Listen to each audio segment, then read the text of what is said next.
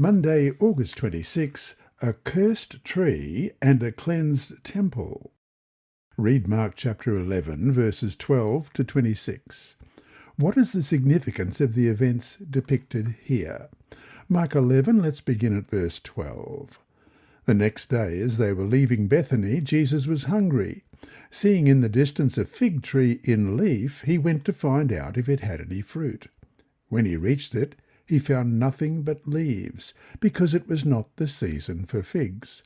Then he said to the tree, "May no one ever eat fruit from you again." And his disciples heard him say it.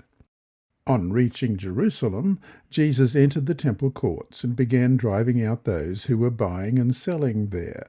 He overturned the tables of the money changers and the benches of those selling doves, and would not allow anyone to carry merchandise through the temple courts. And, as he taught them, he said, "Is it not written, 'My house will be called a house of prayer for all nations'? But you have made it a den of robbers." The chief priests and the teachers of the law heard this and began looking for a way to kill him, for they feared him, because the whole crowd was amazed at his teaching. When evening came, Jesus and his disciples went out of the city. In the morning, as they went along, they saw the fig tree withered from the roots. Peter remembered and said to Jesus, "Rabbi, look, the fig tree you cursed has withered." "Have faith in God," Jesus answered.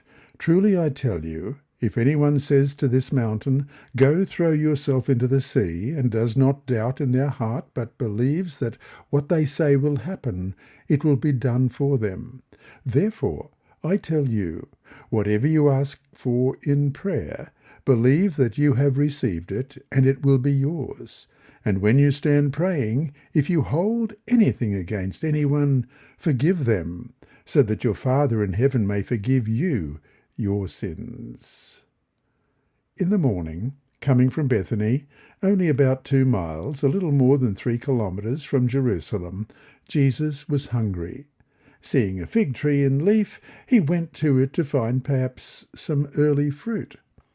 This action would not be considered stealing, since, according to Old Testament law, one could eat food from a neighbour's field or orchard to assuage hunger, as we read in Leviticus 19:9, "When you reap the harvest of your land, do not reap to the very edges of your field, or gather the gleanings of your harvest." And Leviticus 23, verse 22, "When you reap the harvest of your land, do not reap to the very edges of your field, or gather the gleanings of your harvest. Leave them for the poor, and for the foreigner residing among you. I am the Lord your God." And Deuteronomy 23, verse 25. "If you enter your neighbour's grain field, you may pick kernels with your hands, but you must not put a sickle to their standing grain." But he found no fruit, and said to the tree, "No one ever eat fruit from you again," in verse 14 of Mark 11. It was a very strange and atypical action for Jesus, but what follows right after becomes even more striking. What happens next likely occurs in the court of the Gentiles, where selling of sacrifices took place, recently begun by Caiaphas.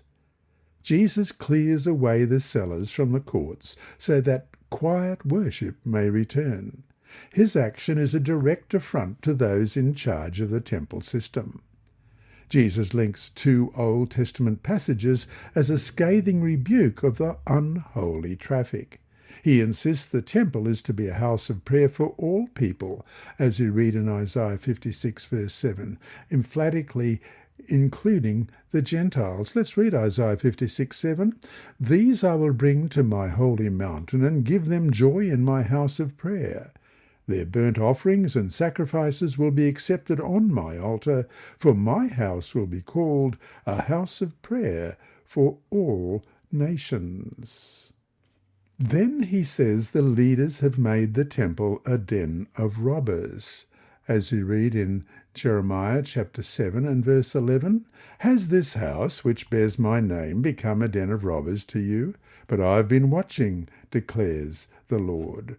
Then, At the end of this amazing day, Jesus leaves the city with his disciples, as we read in Mark 11, verse 19. The next morning, going back to the city, as we read in verses 20 to 26, the disciples are astonished to see the fig tree withered from the roots. Jesus makes a lesson about prayer and forgiveness in his explanation of what has happened. What does this all mean? These two stories are the fourth sandwich story in Mark. We saw the first one in Lesson 3. In such stories, dramatized irony occurs with parallel characters doing opposite actions or opposite characters doing parallel actions. In this story, the fig tree and the temple stand in parallel. Jesus curses the tree but cleanses the temple. Opposite actions. But the irony is that the religious leaders will now plot to kill Jesus, and that action will spell the end of the significance of the temple services which were fulfilled in Jesus. And so, to finish today, what things in your life do you need Jesus to clean? How does this happen? This lesson was read by Dr. Percy Harrold for Christian Services for the Blind. Sponsored by the Sabbath School Department and distributed through Hope Channel Australia, this podcast is also redistributed by Hope Channel Germany, Christian Record Services for the Blind. It is also available on SoundCloud and through multiple podcast distributors, including Apple iTunes. And you can listen and watch at the same time on YouTube. Remember, God is always faithful.